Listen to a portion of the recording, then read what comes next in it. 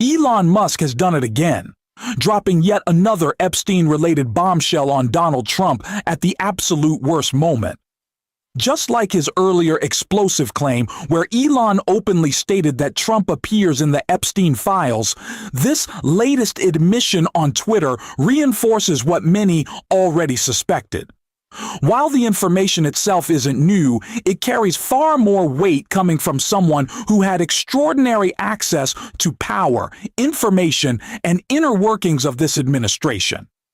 We're going to break down exactly what Elon revealed and why it has sent Donald Trump into full meltdown mode. But before we dive in, if you could take a moment to like this video, and if you enjoy the channel, hit that subscribe button. It really helps support our work. Right now, Donald Trump is in complete panic over the Epstein files because he knows this story isn't going away. One of the clearest indicators of just how worried he is can be seen in the sheer scale of the documents expected to be released. New reporting highlights just how massive these files are, and that context makes Elon's latest revelation even more damaging. 5 million more pages of Epstein files need reviewing. It is now thought that there are around 5.2 million documents in the Epstein files, 5 times the initial estimate. The government has already missed the deadline to release them after a new law required their turnover on December 19th. Now around 400 extra lawyers are being sucked in to help wade through the mammoth task as the government seeks to make ground on the deficit. Only around 100,000 files were released on the day of the deadline. At that point, authorities said there were about 1 million more documents that needed review. But according to the New York Times, the new figure of 5.2 million is now considered more accurate. 200 lawyers from the National Security Division had already been pulled in for the project, but they're now being told more help is needed. So, let's break down what all of this really means for Donald Trump's Epstein scandal and how Elon Musk's latest bombshell ties into it and makes an already bad situation even worse. But first, we need to talk about something absolutely staggering. Nearly 200 lawyers from the government's National Security Division are being pulled away from critical work to help Donald Trump cover up his own crimes and the crimes of his closest Epstein-linked associates. That fact alone is outrageous. And it reinforces something I've believed for a long time, that what we already know about Trump, the things he's said, the people he's surrounded himself with, and what's been revealed in the Epstein files so far, is likely just the tip of the iceberg. If what's already public is enough to completely disqualify someone from public life, then the obvious question becomes, what's still coming next? For anyone who watches this show regularly, it won't surprise you that I think the answer lies in Donald Trump's first administration.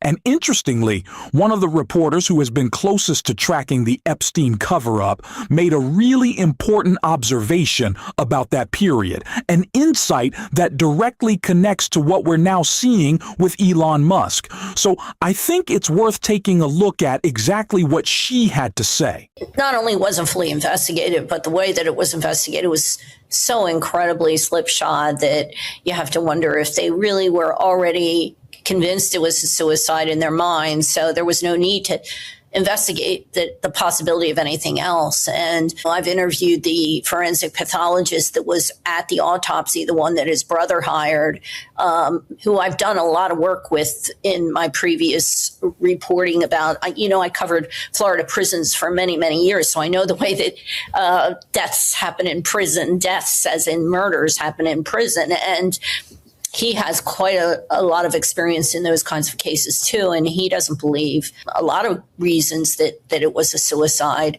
And I actually don't believe it was a suicide because it was too soon for, I think, Epstein to give up. He had been only in jail for a month, and he had a good chance of, I think he had a shot anyway at getting out because the information that the SDNY had at that time were from victims in Florida, and his lawyers were going to argue that they would have been covered by that immunity deal that he made in Florida. So Right. they had a good, platform there to start with to get him off. He was also, right before his arrest, talking to Bannon and to other people about how to kind of smooth this story over that I had written to sort of make it. At one point, I think they were trying to figure out a way to discredit me. He had been through this ammo, stuff before, hiring private investigators and, really digging into people. So, I just think that it was too soon for him to just throw in the towel unless he was sick or something else was going on. His brother doesn't believe it. Neither does Maxwell, by the way. Maxwell doesn't think he committed suicide either. So those are the two people that presumably would know more about this, whether he was capable of it, than anybody else. But I just think the whole thing was done really messy, and it just raises questions. The two guards that they charged and they gave them sort of a deal, the whole thing just doesn't sit well. And the American public is pretty smart. They've probably read some of this stuff too, and I think most people don't believe the suicide angle.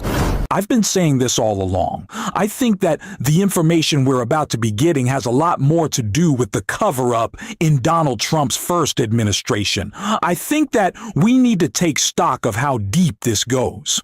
Donald Trump wants us to believe that maybe he was just pinging around with Epstein, and that's it, right? That's kind of how the DOJ wants to spin this, is that though they bumped into each other, but it's much deeper. It is Donald Trump's involvement in the criminal organization, the cabal that Epstein was running. It's certainly his crimes as it relates to his disgusting behavior towards children. And that is what Elon Musk admitted with his XAI on Twitter. And people are taking note. The Twitter account Newswire posted Elon Musk's Grok with this image. A Twitter account wrote, "Hey Grok, remove the pedophile with a photo of Donald Trump and Xi Jinping." And all that's left, as you can see, is Xi Jinping with no Donald Trump. So Grok hears pedophile and takes away Donald Trump. And if there's one thing we know about Elon Musk's XAI, is that he controls it. In practice, Mr. Musk, as the New York Times reports, and his artificial intelligence company have tweaked the chatbot to make its answers more conservative on many issues. According to an analysis of thousands of its responses by the New York Times, the shifts appear in some cases to reflect Mr. Musk's political priorities. So now, Elon Musk's own AI chatbot on X, Grok, built under his company XAI, has generated outputs that point directly at Donald Trump in the Epstein scandal, and that alone is explosive. I want to get into that in detail, but first we need to acknowledge something much bigger here. Elon Musk now controls a massive AI platform that actively shapes political discourse, despite AI being a technology that clearly requires strong regulation.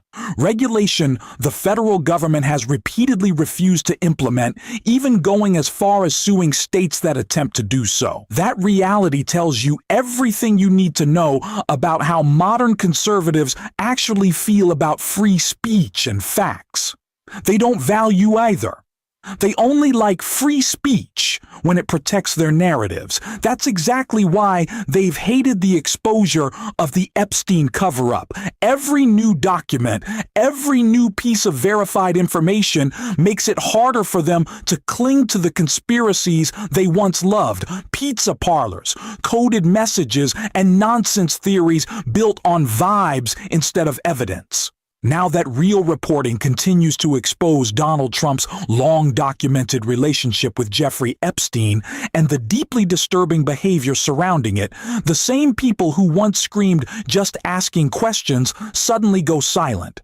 And as that information comes out, we see a parallel crackdown on speech itself. Let me say this clearly.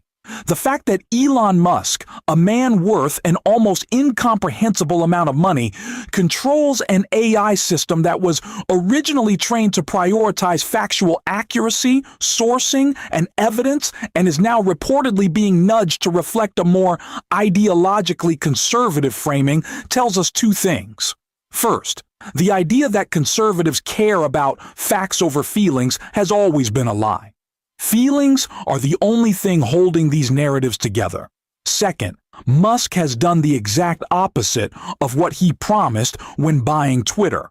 Instead of expanding free speech, he's suppressing factual speech that conflicts with his interests. Elon openly manipulates algorithms to amplify content that benefits him, and usually that means content that benefits Donald Trump. What makes this moment different is that even after heavy ideological tweaking, Grok still produced outputs linking Trump to Epstein in deeply damaging ways.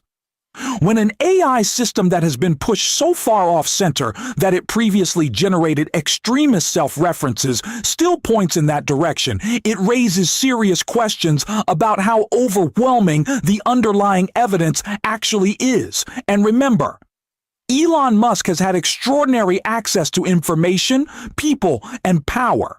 His own public statements in the past already hinted that Trump's name appears in Epstein-related materials. So when we zoom out and look at the newly reported scale of the Epstein files, millions of documents, it becomes obvious why Trump is panicking. His Christmas meltdown, his claims that only Democrats were involved, all of it reeks of desperation. Ironically, when Trump was socializing with Epstein, he himself publicly identified as a Democrat, which makes that talking point even more hollow. The reality is this. What has already been revealed in the Epstein files should have disqualified Donald Trump from public life on its own. Any society grounded in basic moral standards would see this and say, "That's it.